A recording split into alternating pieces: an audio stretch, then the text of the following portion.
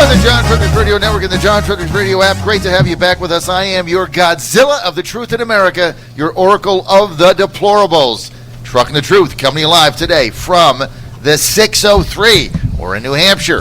We're at A.J. Letizio's Enterprises. Got a big sign up for me. We're going to get a picture out and a video a little bit later on when we get that set up. Got a great panel today, including A.J. Letizio himself, Cousin Brucey, Councilmember Wyndham, Representative Fred Doucette, Republican from the Wyndham area, Representative Republican Al Baldessaro, and we're going to get to Al's other job here in a minute.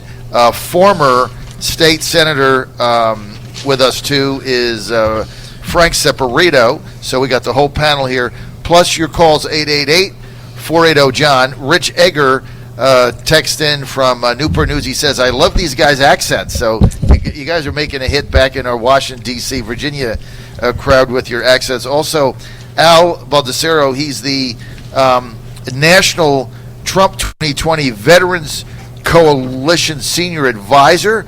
For more information and the sign up, if you're a veteran, this can be anywhere, especially in Virginia. We have a lot of them.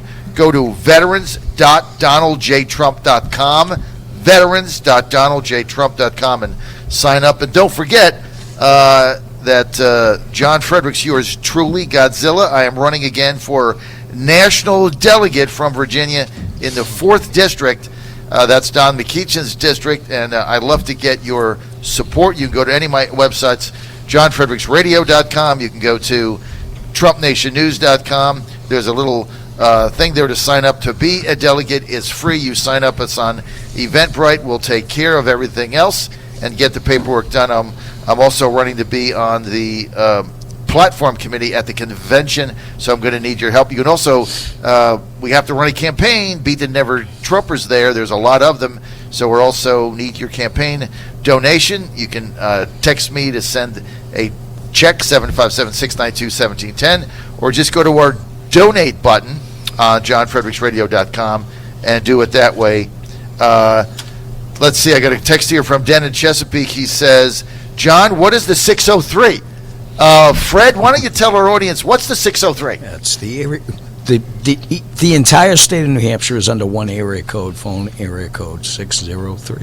So the 603 is New Hampshire, and that's their code name for their state, Live Free or Die, in the 603. In fact, when we came in, there's a sign that says Live Free or Die in the 603. Al? John, we also have a brewery company in my town in Londonderry called 603. 603 Brewery. Yep. There you go. So that's what the 603 is. So, Den, good question. I hope we answered it. And Kiara says, I don't know what happened to the music. Me either, but it's all good. Good. Hey, we're live radio, right? It's fine. So, hey, if you're back in Virginia, guess what? Michael Bloomberg is making a campaign stop in Norfolk today.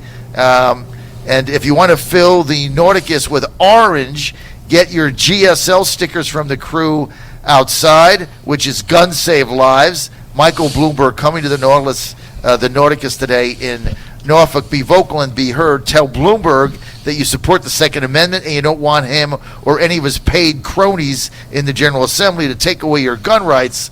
That is at 9:30 today.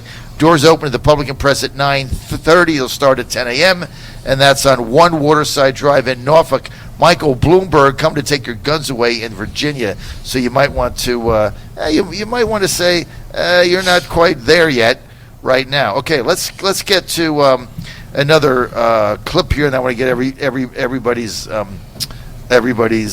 view on. And let's get we got 2 Bernie Sanders clips here, Kara. I want to play 2 and then 3 back to back. The first one is Bernie Sanders is kind of pissed off about what happened in Iowa. He thinks he's screwed again. He also thought that there was a bigger turnout than they saw, so he doesn't trust the numbers. And then in the town hall last night, he says, my brand of socialism follows the system in Finland, Sweden, and Denmark. He said this on the CNN town hall. Let's get the cuts 2 and 3 and get everybody's take on what Bernie Sanders said. Iowa turnout doesn't look like it was higher than last time. Does that concern you? It does. And I would have liked to have seen a higher turnout. And I think I could probably speak for every other candidate. to vote for you? Good. Well, in two ways. In many ways, Donald Trump is a socialist himself. He is a socialist who believes in massive help to large corporations and the rich.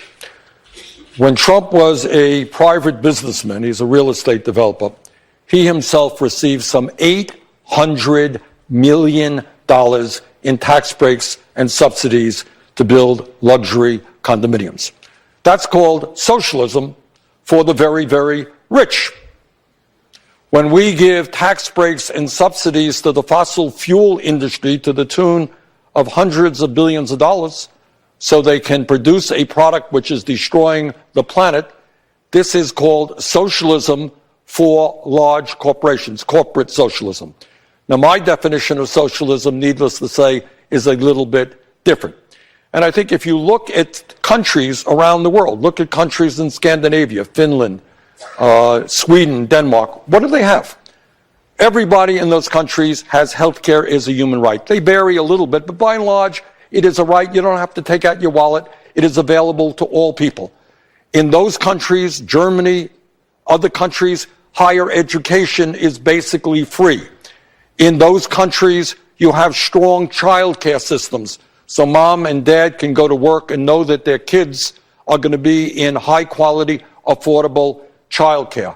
Their housing programs are strong. In other words, they have run governments which have policies designed to help the working families and the middle class. So I know that Trump will distort anything and everything I believe. And by the way, he'll call any Democrat a socialist.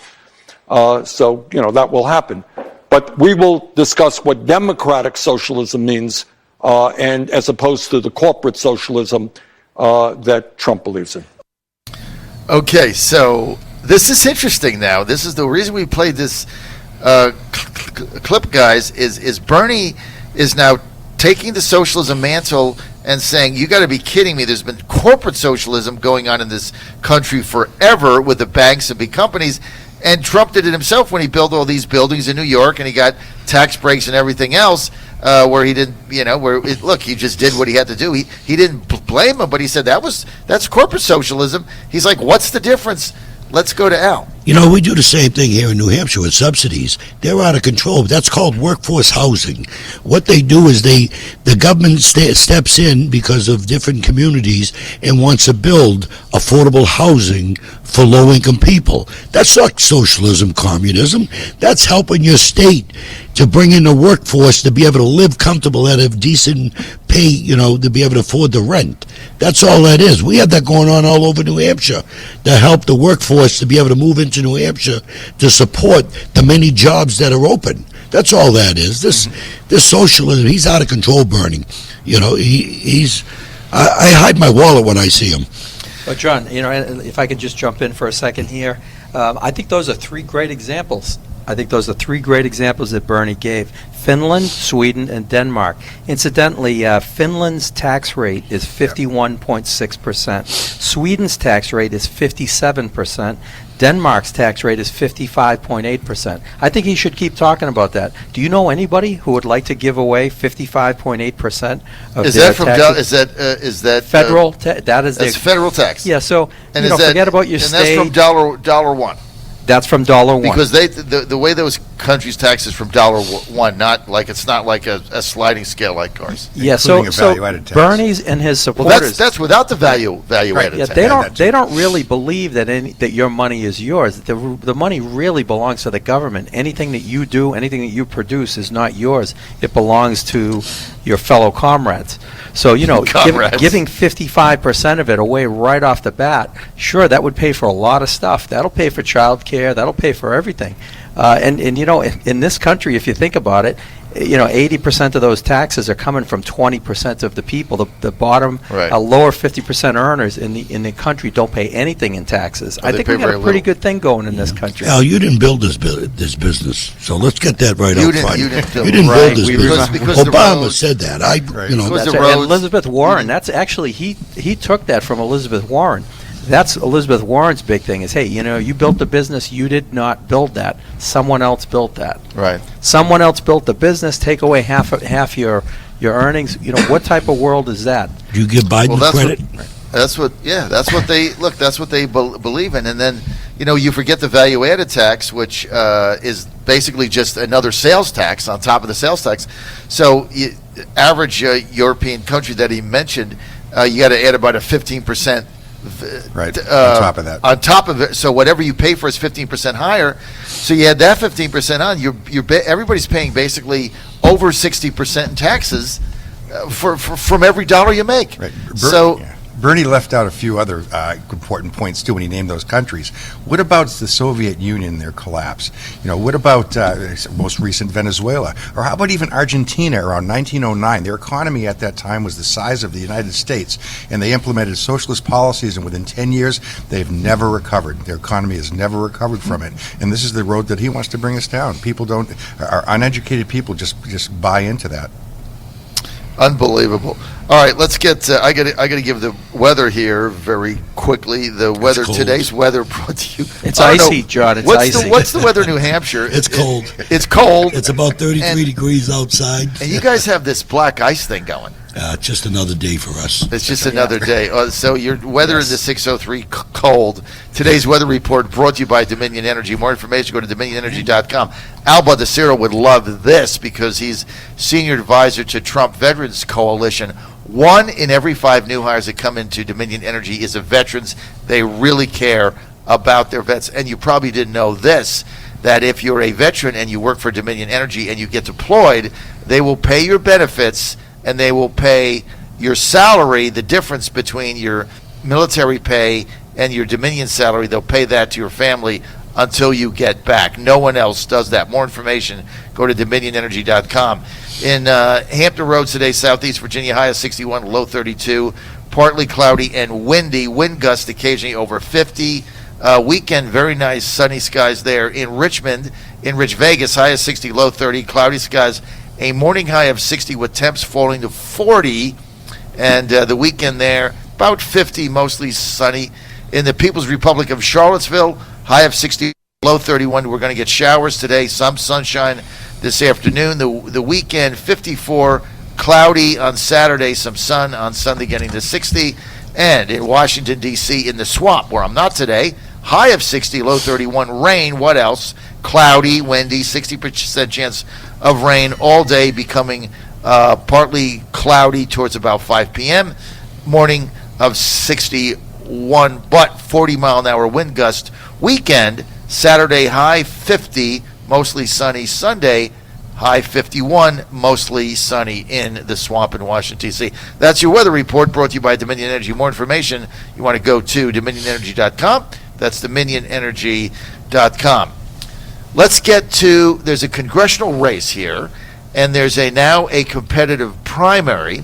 The gentleman that ran last year in this area, Steve Negron, is running again, and Steve's going to be on our show a little bit later on today, but I understand coming here from Al that he's backing another candidate, and that Steve Negron has a primary challenge to try to win this seat back, which is a competitive seat. He had a tough race, obviously, in 2018 during the wave. So we've got a couple of you guys supporting Negron. Yeah. We've got a couple of you guys supporting Lynn Blankenship. Blankenbecker. Stand up, I got your shirt there so I can read her name. Lynn Blankenbecker for Congress. Got one of our in the studio that's going to take a picture of us, has the shirt on so I can see her name. So let's start with Al. So Al, what's the deal here? What happened to our buddy Negron? Why is he out? Well, look, I think I think any of our folks who are running as Republicans are a world better than Annie Custer, who's in here. So in the general election, all of us, including the candidates, will support whoever wins, because we know we've got to get Annie Custer out of there. It's a tough choice, but I can tell you, in my view, Lynn Blankenbecker is the one who is going to win in that general election. I really would love to see her debating Annie Custer. I think she'll wipe the street with her. Lynn Blankenbecker is not only is she an attorney, a nurse, She's a Navy captain. She's one click below admiral. I mean, really accomplished, articulate, poised individual. I love how she stands on the issues. I love how she supports the veterans. And I think that she's an aggressive lady with great conservative values, and I'm behind her. Al Baldessaro? Yeah, what many people don't know, I don't know if you know, Al, Lynn Blankenbecker used to be my vice chair, on Veterans Affairs Committee, and then she left and went to Afghanistan. I endorsed Lynn her first campaign when she ran. The campaign now, I went with Steve Negron, and I'll explain why. Steve's also a retired Air Force.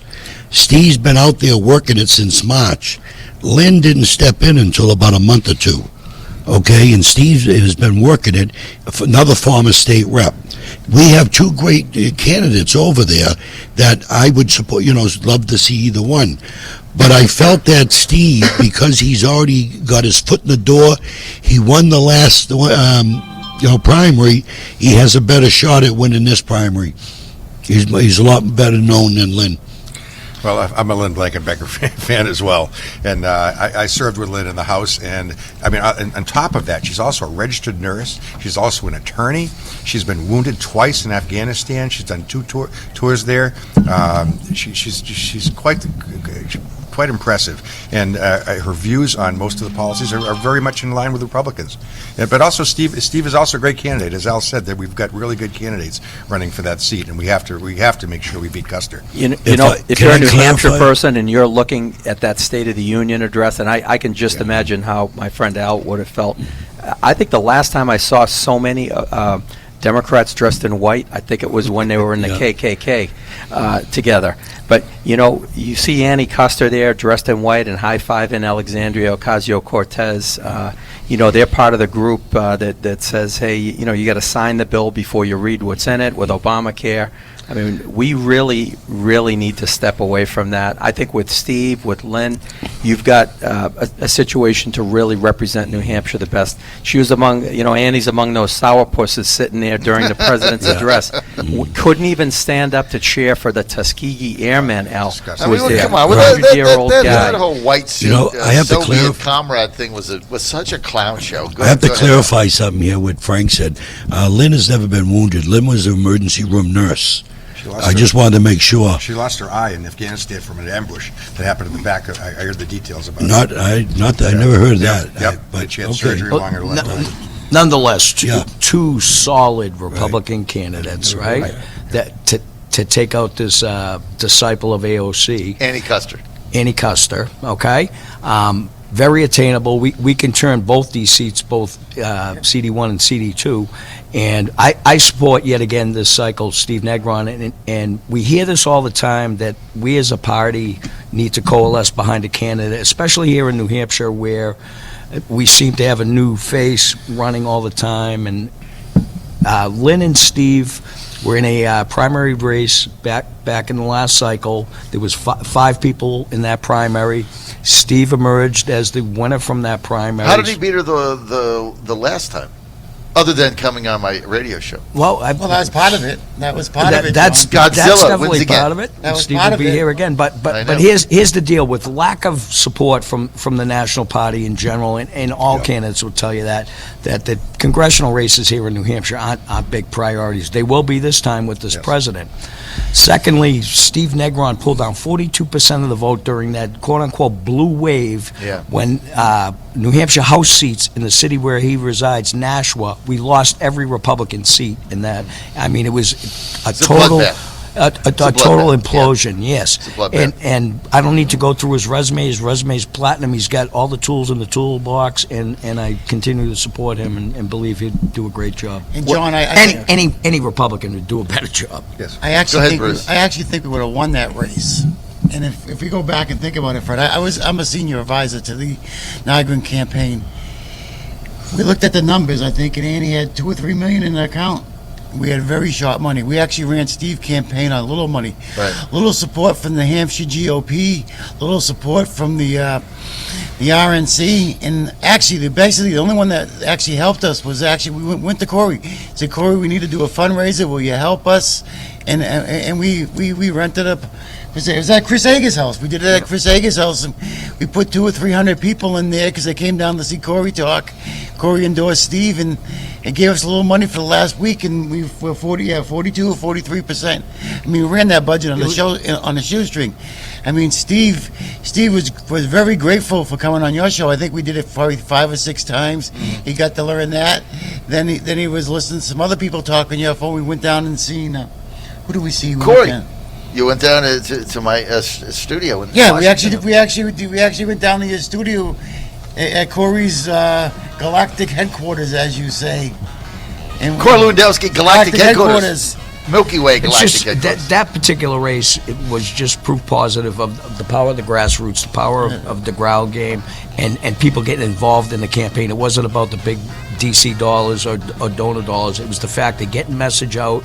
And to pull 42% in a race, they didn't suspect anything. All right, so on our panel right now, Fred Doucette, Al Baldessaro, and cousin Brucey are for Steve Negron, and former state senator Frank Saporetto and AJ there for Lynn.